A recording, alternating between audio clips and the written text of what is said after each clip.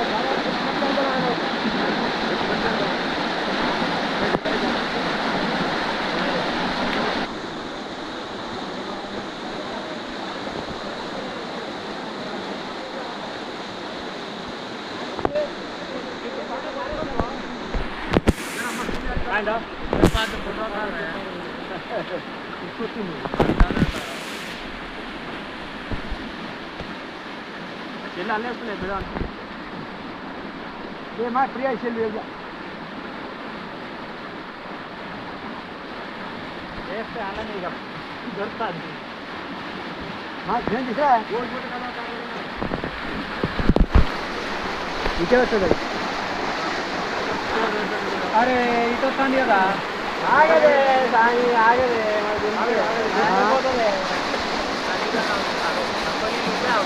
हां अतोन చెప్పండి ఎందుకనే మీరు జల్లారు పీకోనే వస్తానేగా పీకోనే వస్తానే ఎందుకంటే చాలా రోజుల నుంచి అట్నే ఉన్నాయి కదా ఇంత వాటర్ ప్రెషర్ ఎప్పుడు పెరగలేదు అన్న వర్షాకాలం పండే అన్న వర్షాకాలం పండే అంటే కూడా వానకాలం వచ్చే నీళ్ళు వేరు వర్షాకాలం బాధ పెట్టాలి ఈ టైం తీసుకోవాలి వర్షాకాలం వచ్చి వస్తారు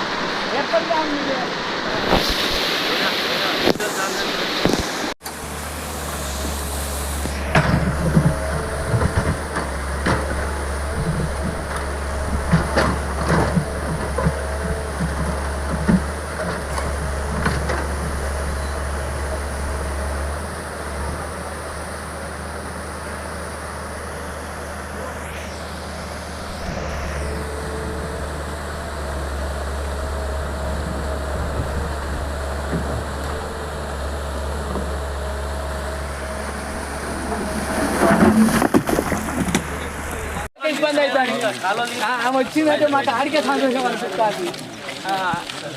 ఎందుకంటే నీళ్ళ కోసం ఇవాళ నెల కాపాడుకుంటే 15 రోజులైనా నెల 20 రోజులైనా సరిపోతుంది. కానీ దానికోసమైనా వచ్చిందంటే పిలవగానే అది మాకు సంతోషం.